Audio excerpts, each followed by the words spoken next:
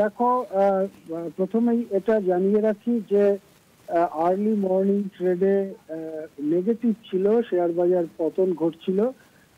তারপরে গত 4 দিন ধরে পড়ার ফলে শেয়ারগুলোর দাম বেশ কমে যাওয়ার ফলে এখন একটু কেনাকাটা শুরু হয়েছে এবং এই মুহূর্তে সেন্সেক্স এবং নিফটি দুটোই 0.3% বেড়েছে, অর্থাৎ সামান্য বৃদ্ধি একটু লক্ষণ দেখা যাচ্ছে।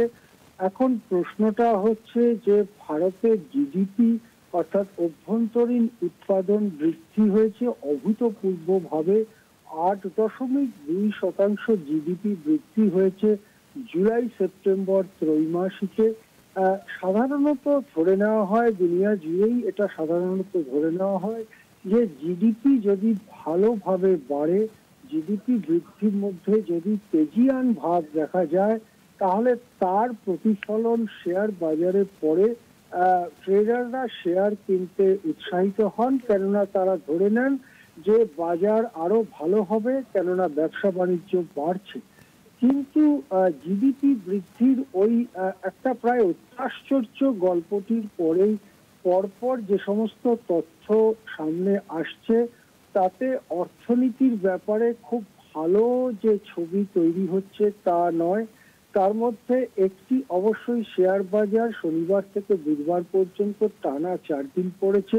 আজকেও আর্লি মর্নিং ট্রেডে পড়বার পরে এখন একটু কেনাকাটার লক্ষণ দেখা যাচ্ছে দালাল স্ট্রিটে।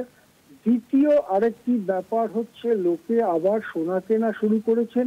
সোনা তখনই কেনা হয় যখন শেয়ার বাজার থেকে সরে যাওয়ার ঝোঁক তৈরি হয় এবং নিরাপদ বিনিয়োগ হিসেবে সোনা কেনা হয়। সেই সোনা কেনার ধুম পড়ে গেছে। তৃতীয় ব্যাপার হচ্ছে শিল্পোৎপাদন, যেটা জিডিপি বৃদ্ধির মূল শক্ত ভিত্তি বলে ধরা হয়। সেই শিল্পোৎপাদন খুবই সামান্য 0.4%। এবং তাছাড়া রয়েছে টাকার দামের টানা পতন এবং মূল্য বৃদ্ধির হার প্রায় শূন্যে নেমেছে বলে সরকার দাবি করলেও বাজারে গিয়ে সাধারণ মানুষ কিন্তু সেই মূল্য বৃদ্ধি কমার কোনো লক্ষণ দেখতে পাচ্ছেন না। এখনো সবজি থেকে শুরু করে নিত্য প্রয়োজনীয় জিনিসের দাম আকাশ ছোঁয়া। সুতরাং এই যে তথ্যগুলো, এটা কি জিডিপির 8.2% বৃদ্ধির গল্পটির সঙ্গে মেলে?